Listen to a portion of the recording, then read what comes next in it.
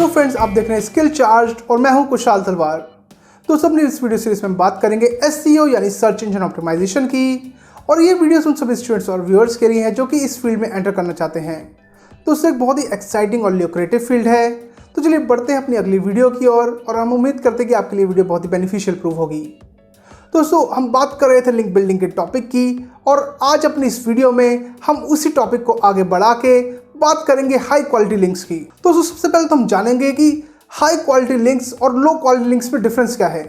देखिए, high quality links आपकी website के लिए बहुत ही इंपॉर्टेंट है क्योंकि वो आपकी वेबसाइट को हेल्प करते हैं गूगल के टॉप रैंक में लाने के लिए।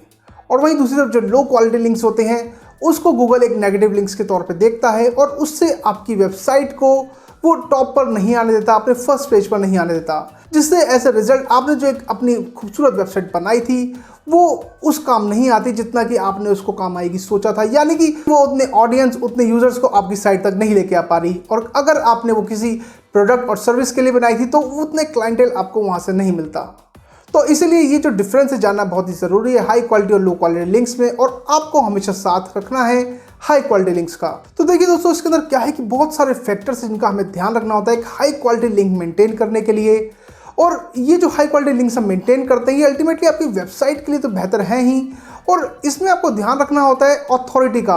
और ये अथॉरिटी जो है आपको पेज की और साइट दोनों की ही लगातार चेक में रखनी पड़ती है ताकि आपके जो लिंक्स जिनके साथ आप अटैच कर रहे हैं वो हाई क्वालिटी के हों। और देखिए, एक नाम याद रखिएगा AHREFS का, AHREFS।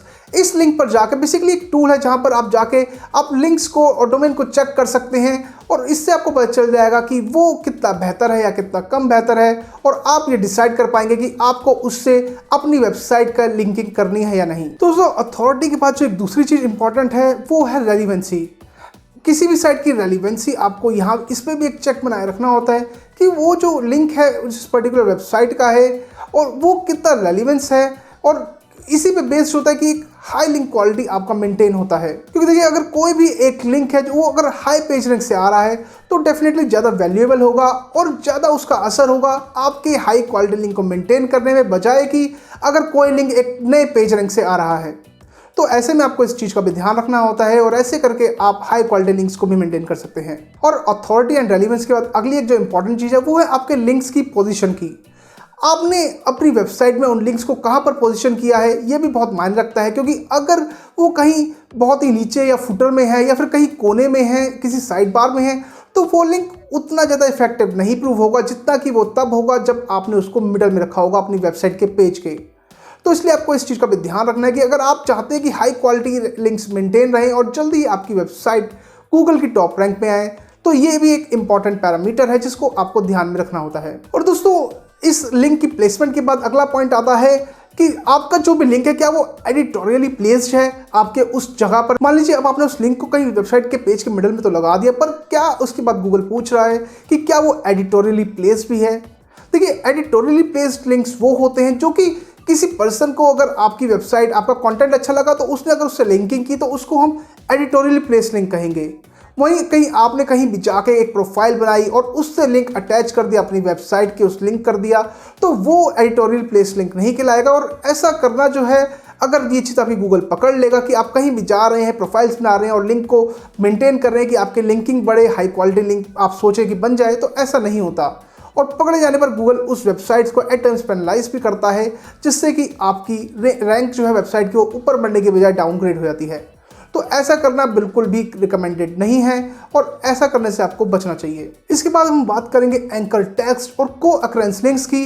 देखिए, इन दोनों में आपको ये चीज़ ध्यान रखनी है कि जो एक एंकर टेक्स्ट है वो होता है कि वो जो टेक्स्ट आप देखते होंगे उस पर आप क्लिक करा और वो खुल गया एक नया लिंक, ऐसे इसको हम एंकर टेक्स्ट कहते हैं। और एट टाइम्स जो है गूगल इनको भी बहुत प्रेफरेंस देता है और ये भी काफ़ी काम आते हैं आपके एक हाई क्वालिटी लिंक मेंटेन करने में। पर कई बार क्या होता है कि पर्सन्स बहुत ही ज़्यादा एंकर टेक्स्ट लगाने लगते हैं जो कि हमारी वेबसाइट के जो लिंकिंग है वो एक अच्छी हाई क्वालिटी की बन जाएगी और जल्दी टॉप में आ जाएगी। तो ऐसे में अगर ये चीज़ आप बहुत कर देते हैं तो गूगल इसको एक स्पैम की तरह देखता है, तो और अगेन एक पॉजिटिव इफेक्ट बनने की बजाय एक नेगेटिव इफेक्ट बन जाता है। तो एंकर टेक्स्ट की सही प्लेसमेंट अगर है तो बहुत ही अच्छा है, अगर आपने उसको बहुत ज़्यादा कर दिया या गलत यूज़ करेंगे तो एक नेगेटिव आपको उसका इफेक्ट भी झेलना पड़ सकता है। एंकर टेक्स्ट के साथ ही एक होते को अकरेंस लिंक्स। को अकरेंस लिंक्स क्या करते हैं कि आपके जो भी कीवर्ड्स हैं उसी के आसपास के कुछ वर्ड होते हैं, कुछ फ्रेजेस होते हैं जो कि आप यूज़ कर सकते हैं, और अगेन ये आपको हेल्प करते हैं हाई क्वालिटी लिंक्स बनाने में।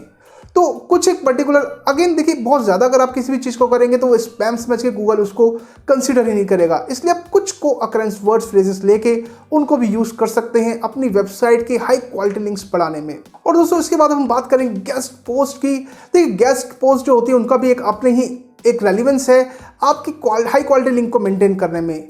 पर जैसे कि मैंने अभी पिछले पॉइंट बताया कि कई बार क्या होता है कि एंकर टेक्स्ट की तरह आप चीज़ों को बहुत ज़्यादा करते हैं, आप फेक करने लगते हैं कि शायद जितना ज़्यादा हम इसको करेंगे उतनी जल्दी हमारी वेबसाइट जो है गूगल के टॉप में आएगी, या गूगल उसको प्रेफरेंस देकर टॉप 3 रैंक में या टॉप मोस्ट रैंक में ले आएगा। तो देखिए गेस्ट पोस्ट में भी आपको इसी चीज़ का ध्यान रखना होता है कि अगर आपने एक अच्छी गेस्ट पोस्ट लिखवा रखी है जो कि रिलेट कर रही है आपकी वेबसाइट से, उसके कॉन्टेंट से, तो ये एक एडिड एडवांटेज आपको मिलेगा। पर यहीं पर अगर आप उसको भी बहुत ज़्यादा पोस्ट लिखवाने लगेंगे, कोई रेलिवेंट है कोई रेलिवेंट नहीं है, और इस तरह से अगेन गूगल इसको भी एक स्पैम की तरह देख के आपको नेगेटिव इफेक्ट ही देगा।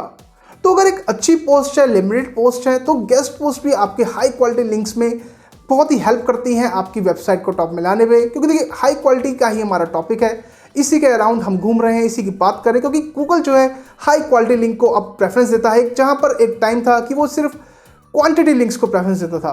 तो इसलिए आपको गेस्ट पोस्ट का भी एक मैंने मेजर बताया जिसके थ्रू आप जल्दी ही उसको ला सकते हैं टॉप पर अपनी वेबसाइट को।